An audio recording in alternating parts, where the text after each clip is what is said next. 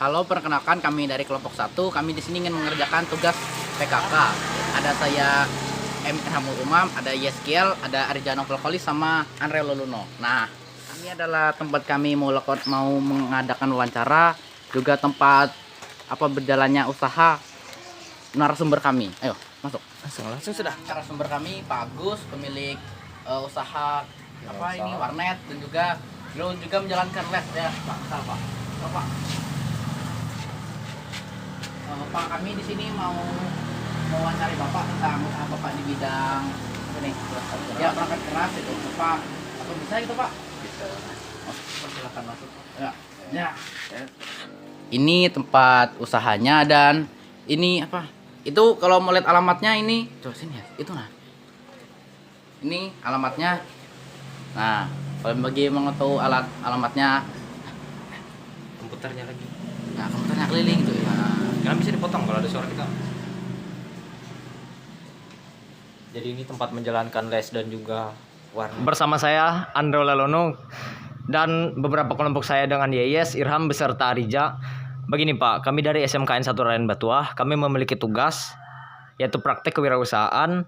Dalam rencana kami ingin mewawancarai Bapak sebagai pelaku wirausaha. Jadi saya ingin bertanya dan meminta beberapa keterangan dari Bapak berupa latar belakang serta nama lengkap Bapak. Boleh Bapak memperkenalkan diri? Persilahkan. Bisa, nama saya Agus Pajar. Saya bekerja sebagai guru di SMP 1, namun juga bidang usaha yang lain mungkin seperti yang kalian lihat di sini, bidang kursus komputer juga ada. Mungkin tanyakan juga berkaitan dengan penjualan. Nah, kemudian latar belakang saya yaitu sebagai guru dulu kan ngajar TIK juga di SMP. Nah, kemudian diterapkan juga di rumah sebagai bidang usaha yang lain. Oke, mungkin segitu perkenalan dari Pak Agus ya. Jadi kami ingin melontarkan beberapa pertanyaan mengenai praktek kewirausahaan ini, Pak. Mungkin pertanyaan yang pertama, apa yang melatar belakangi dibangunnya usaha ini? Oke, baiklah. Latar belakang dari usaha ini adalah karena untuk pelajaran komputer itu sangat minim sekali yang diajarkan di sekolah. Sedangkan untuk kegiatan komputer itu jamnya harus banyak. Nah, jadi untuk di sekolah, terutama karena saya mengajar di sekolah itu siswanya banyak. Kemudian untuk pembelajaran komputer juga dirasa sangat kurang, makanya saya menetapkan untuk pelajaran tambahan yang ada di rumah ini sebagai bidang usaha. Karena apa? Karena dana yang mereka gunakan tuh nanti untuk membayar listrik dan untuk biaya beban administrasi yang lainnya. Oke, mungkin untuk mengikuti perkembangan zaman juga ya Pak. Jadi saya ingin melontarkan pertanyaan kedua kepada Bapak. Apakah latar belakang pendidikan mempengaruhi usaha ini Pak? Ya, terima kasih. Untuk latar belakang sebetulnya tidak, sebetulnya bidang keahlian aja. Kalau latar belakang pendidikan, apapun pendidikan kita, tapi kalau dia mempunyai kemampuan untuk kegiatan itu, komputer misalnya, nah dia ada keahlian di sana, dia bisa menerapkan untuk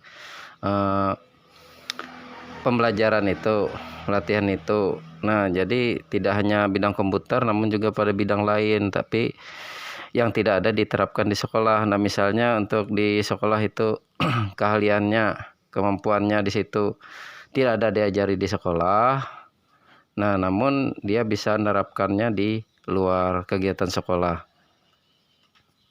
Hamul Umam mau melanjutkan pertanyaan dari teman saya Andre Loluno tadi. Bisa dilanjutkan, Pak? Bisa. Ya. Saya mau melontarkan pertanyaan ketiga. Sudah berapa lama Bapak menjalankan usaha ini? Ya, untuk usaha ini sudah lama sebetulnya. Tapi untuk perizinan baru tahun 2019 itu kita melaksanakan perizinan mempalitkan datanya ke Dinas Pendidikan Barito Timur. Nah, tapi kalau lama, sudah lama sebetulnya usaha ini kita dirikan. Tapi palitnya itu 2019 yang izin resmi dari Dinas Pendidikan Kabupaten Barito Timur. Makasih Pak. Nah, ya begitu tadi ya, sudah cukup lama juga lah dari 2019 ya Pak yang sudah palitnya sudah berizin. Saya mau melanjutkan ke pertanyaan kelima Pak ya. Bagaimana cara mengembangkan usaha ini agar tetap bisa berjalan Pak? Oke, usaha ini agar terus berjalan yaitu dengan tetap ada peserta untuk kegiatan kursus. Nah, namun karena kesibukan kita juga, kita milih-milih waktu juga. Yang jelas untuk usaha ini tetap berjalan itu ada peserta kursusnya itu. Ya, makasih Pak. Di sini saya mau lanjutkan pertanyaan tadi. Pak, bisa dijelaskan tentang yang perizinan tadi lebih rinci bisa Pak? Ini Pak, silakan. Oke, untuk perizinan itu kita izin ke dinas. Yang pertama-tama itu kita melakukan pendaftaran dulu di kelurahan, kemudian di UPT pendidikan di Brombot, pendaftaran di situ. Nanti ada surat rekomendasi, minta juga dari kecamatan surat pengantar. Nah, habis itu nanti ke dinas pendidikan. Nah, di sana nanti ada bukti bahwa kepemilikan lembaga kita ini bisa berjalan atau operasional, atau bisa didaftarkan di dinas dengan dikeluarkannya surat keterangan izin operasional. Nah, surat izin operasional itu bisa seperti ini. Nah, seperti ini. Nah, nanti ini yang dikeluarkan oleh Dinas Pendidikan Kabupaten Barito Timur yang menaungi kita, di bawah oleh UPT Pendidikan yang ada di Brombot. Tuh, ini akan diperpanjang terus selama lembaga ini masih berjalan. Ya. Nah, makasih Pak ya. Itu tadi ya perizinannya tadi cukup rumit juga. Sepertinya perizinannya sampai ke dinas pendidikan. Bisa kami lanjutkan Pak? Ya. Bagaimana cara maaf.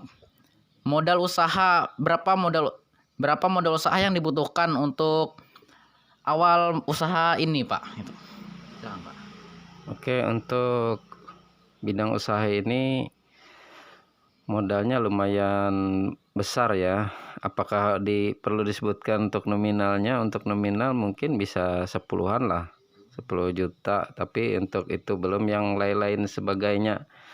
Nah, jadi untuk modal awal 10 juta gitu, belum yang tambahan listrik, segala kabel dan lain sebagainya, itu di luar itu. Nah. Makasih Pak. Oh, cukup banyak juga yang modal usahanya untuk mengembangkan bisnis seperti ini. Itu lagi belum, kata Bapak tadi belum semua, ini baru awal aja itu ya Pak. Masih kalau lanjut kayak listrik, habis itu kabel-kabel nih. Di sini saya melanjutkan kelompok saya yang bernama Irham. Perkenalkan, nama saya Ariza Nova Halis. Di sini saya akan mempertanyakan nomor 6 dan 7. Pak, omset per bulan rata-rata berapa ya? Ini Pak. Ya, untuk omset per bulan susah ya dihitung kalau bilang omset per bulan. Tapi omset hitungan pertemuan aja kegiatan, karena kita kan bukan hitungannya bulanan, karena ini bukan anggap gajian, bukan seperti itu, tapi hitungannya adalah hitungan per orang atau hitungannya per kegiatan, karena kita kan melaksanakan ini per kegiatan itu tergantung orangnya. Kadang kalau misalnya banyak orangnya 10 misalnya, itu ya dikali per pertemuan. Nah, jadi kalau direkap itu hitung per pertemuan, perkiraan itu ya, sekiranya kalau misalnya 10 orang bisa 2.400.000-an lah, 2.400.000. Nah, namun kalau dihitung per bulan seperti yang ditanyakan tadi, tidak bisa. Itu bisa 2 bulan hitungannya, bisa 3 bulan, karena tergantung kita juga, tergantung siswanya, karena mereka sekolah saya juga ada pekerjaan yang lain, jadi tidak menetap gitu. Oke Pak, apakah ada kendala dalam mengembangkan usaha ini? Kalau kendala banyak ya untuk usaha. Yang jelasnya masalah komputer kadang hang gitu, kemudian juga kadang siswa datangnya tidak sesuai waktu. Nah, kadang kita nunggu-nunggu juga ternyata nggak datang padahal sudah siap gitu. Kondisi alam gitu kan. Nah, itu aja sepertinya kendala yang kita hadapi. Mungkin sedikit untuk mencari siswa untuk ikut kursus itu juga kadang menjadi penghalang. Ada hambatan dalam berkegiatan itu. Saya bernama Yeskel, saya ingin melanjutkan pertanyaan kepada Bapak Agus. Apa yang membuat Bapak tetap ingin mempertahankan usaha ini, Pak? Silakan, Pak. Iya. Ya, karena kan perkembangan zaman sekarang ini untuk komputer kan sangat diperlukan, apalagi untuk bidang komputer ini sedikit yang bisa menguasai. Nah, makanya untuk selanjutnya hal ini sangat baik untuk menambah ilmu bagi anak-anak yang ingin belajar komputer. Nah, karena tempat kita kan banyak sekali anak-anak yang masih belum bisa sama sekali menggunakan komputer. Nah, hal ini prospek kedepannya juga masih panjang sepertinya seperti itu. Kan di sekolah pelajaran komputer juga khususnya di SD SMP itu tidak dilaksanakan kembali gitu. Saya ingin melanjutkan, Pak, pertanyaan yang selanjutnya. Bagaimana harapan Bapak tentang usaha ini ke depannya, Pak? Silakan, Pak. Ya, untuk harapan saya ya untuk kegiatan ini ya tetap dilaksanakan, tetap berjalan. Jadi kan selain sebagai bidang usaha tambahan juga yang seperti ini juga bisa mencerdaskan anak bangsa, karena banyak sekali dari para siswa atau masyarakat itu ternyata masih belum bisa menggunakan komputer yang sebenarnya. Kalau menggunakan HP kan bisa, tapi menggunakan komputer banyak sekali yang masih belum bisa. Dan juga bagaimana mungkin saya membagikan sedikit ilmu dari saya untuk mereka. Jadi hal ini masih bisa dikembangkan terus. Bagus, Bapak. Dan untuk yang pertanyaan terakhir, Pak, apakah Bapak punya pesan untuk orang-orang yang ingin menjalankan usaha seperti ini, Bapak? Oke, terima kasih untuk orang-orang yang ingin menjalankan bidang usaha ini sangat terbuka lebar ya, karena kalau misalnya di sini sendiri tentunya ya tidak mencukupi untuk menampung mereka. Tapi kalau mereka misalnya ingin membuka usaha di sana sini seputaran Nampah ini, mungkin masih banyak peluang untuk bisa ditangkap seperti itu. Oke, sekian. Terima kasih dari kami, Pak. Baiklah, mungkin sekian wawancara dari kami atau pertanyaan dari kami. Terima kasih banyak yang telah menonton. Kami juga berterima kasih kepada Pak Agus karena telah meluangkan waktu untuk menjalankan suatu kegiatan dengan kami juga, Pak. Oke, Pak, terima kasih banyak. Sama-sama. Jadi mungkin sekian dari kami, teman-teman. Selamat sore, selamat siang, dan selamat pagi. Selamat dah. Ya, makasih. Ya, Pak. Makasih, Pak. Ikut. Oh, saya gitu. Kok balik gimana? Balik anunya? Apa? Nah, ini kreditnya. Sudah. Oke.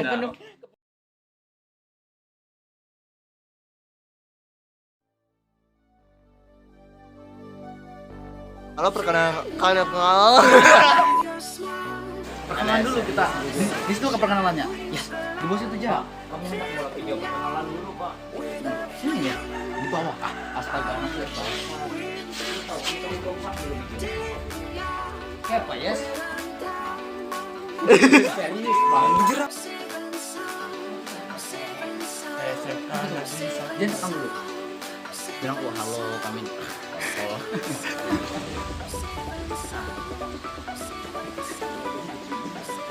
Sudah.